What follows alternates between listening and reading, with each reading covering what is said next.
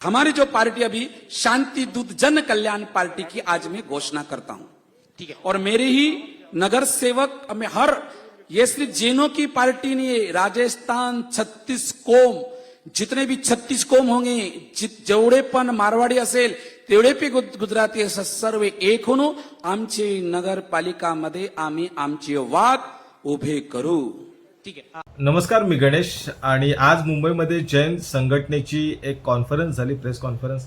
त्याच्यामध्ये त्यांनी आज आम्ही नवीन एक पार्टी ओपन करत आहोत आणि त्याचं चिन्ह असेल कबूतर। तर आम्ही मुंबईमध्ये महानगरपालिकेमध्ये आम्ही आमचे वाघ पाठवू सांगितलेत, म्हणजे नगरसेवक पाठवू। आपल्याकडे स्पेशली कार्यकर्त्याला, एखाद्या नेत्याला, विभाग प्रमुखाला, शाखा प्रमुखाला असं वाघ म्हणण्याची पद्धत आहे। तर जैन समुदाय आता वाघ पाठवणार आहे महानगरपालिकांमध्ये।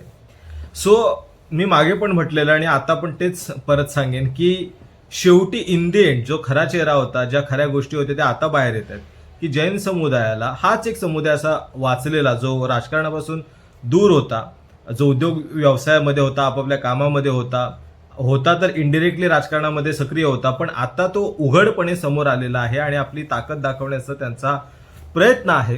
प्रत्येक जातीवाले आपापलं ताकद दाखवत असतात, प्रत्येक समुदाय, प्रत्येक समाज, प्रत्येक धर्म आपापल्या बाजूनं जातीचं, समाजाचं, धर्माचं राजकारण करत असतो। तसंच आता जैन समुदाय हे आपल्या समाजाचं राजकारण करणार आहे, हे उघडपणे त्यांनी घोषित केलंय।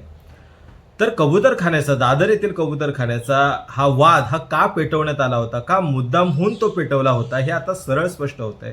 तर हे जैन समुदायाकडूनच वाद हा पेटवण्यात आला होता। हायकोर्टाने बंदी टाकल्यानंतर पण तो चालू ठेवा, पोलिसांसमोर भांडणं करणं, त्याच्यानंतर मराठी माणसांची उज्जत घालणं तिथे, आणि कॅमेरासमोर येऊन आम्ही बघा कसे प्राण्यांसाठी आणि भूतदया वगैरे दाखवण्याचा त्यांचा तो प्रयत्न होता। आमचा जैन समुदाय किती शांतिप्रिय आणि प्राणीप्रेमी आहे वगैरे वगैरे असं सगळं सांगण्याचा प्रयत्न केला होता। तर त्याचं कारणच हे होतं की येणाऱ्या ज्या महापालिका निवडणुका आहेत त्याच्यामध्येच त्यांना आपली ताकद दाखवायचं, वर्चस्व दाखवायचा तो त्यांचा प्रयत्न होता आणि तो आता सरळ स्पष्ट झालेला आहे। सो असं असतं राजकारण की समुदायाला, समाजाला धरून अशा पद्धतीने राजकारण केलं जातं।